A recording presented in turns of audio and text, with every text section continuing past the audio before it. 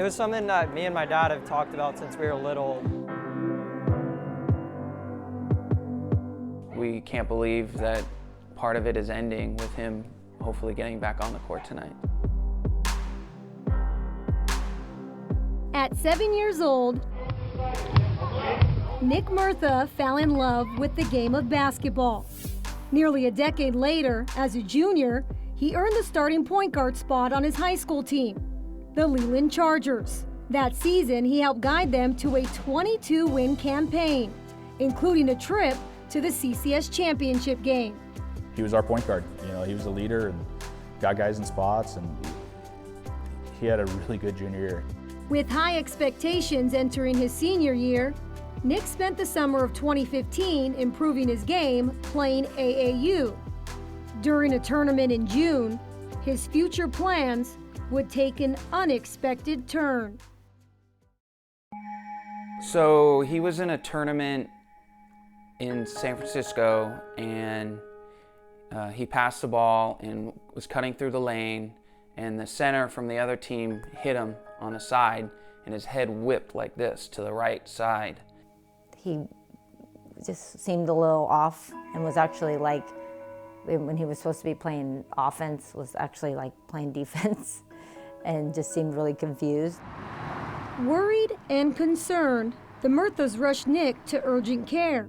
The doctors initially thought he had suffered a concussion, but he passed all the tests and was released from the hospital. In the coming days, Nick's symptoms would become unbearable. I just started getting super bad headaches. There was 2 nights in a row, it was just like throwing up, crying, and just like insane amount of pain. I took him back to the same urgent care, and we talked to the same doctor, and the doctor's like, this is not concussion. This is not a concussion. Go take him. He needs a scan. So we went to the scan that Saturday morning. Then the tech came out and was like, the doctors reviewed the photos or the pictures, and he wants you to go right to the emergency room. My wife calls me, basically hysterical. They found something. You gotta come to Good Sam right away. She wasn't told what it was until I got there, and then that's when the ER doctor told us it was a brain tumor. It was horrible, like the worst moment of our life, pretty much. What my immediate thought is that my first son was gonna die.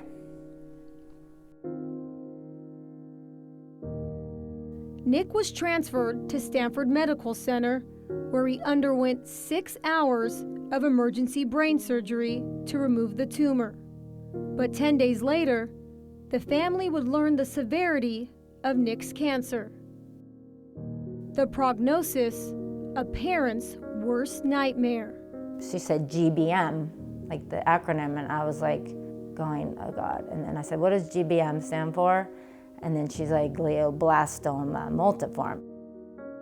And then she was like, so judging by the timeline, you probably won't be able to play your senior season. And that's when I actually just started like bawling. I was just like done. And then later I would realize that it's a lot more serious than just basketball. It's like really life-threatening. I was like, it's the worst one he could have, right? It's the worst one he could have. And the doctor's like, he's in for the fight of his life. GBM is an incredibly aggressive type of cancer, where the most common length of survival is 12 to 15 months. Not knowing how much time they would have with their son, there were several sleepless nights in the Murtha household. Despite the slim odds of survival, the Murthas received a glimmer of hope.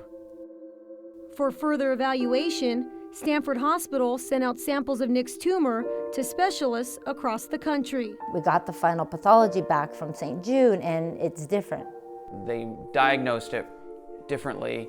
They're telling me he doesn't have the GBM, and they're like, no, he has this ependymoma.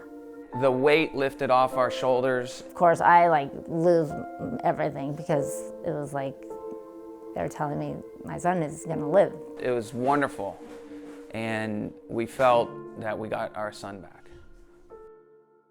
The new diagnosis gave Nick over an 80% chance of living. Still, he was in for a long and grueling battle. Nick would have to undergo several rounds of chemotherapy and radiation treatments. But his will to get back on the court gave him the strength to keep fighting. I kind of just motivated myself by like saying like do something that no one's really ever done before, like come back in the middle of the season like as soon as possible.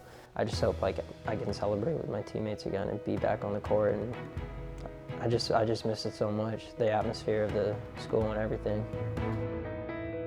After spending half of his senior year in and out of the hospital, Nick finished his final round of treatment around Thanksgiving. In January, Nick would make his return to the hardwood, a place where wins and losses is all that used to matter. Now for Nick, the victory is being back on the court.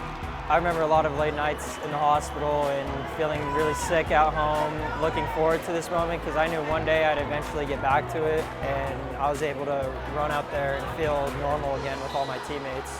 What he's faced, no one his age should ever have to face. He's truly a courageous man.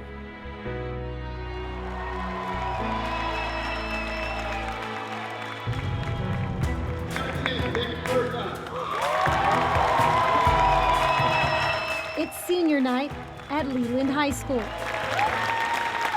A moment Nick has looked forward to since he first picked up a basketball. A moment some thought would never happen. I'm just so proud of him and the fact that he never gave up, and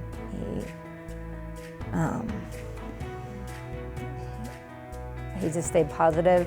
I kind of got the best wish or best news that one could receive, that you're like cancer-free. So I think that is gonna be the best victory I've ever had in my life.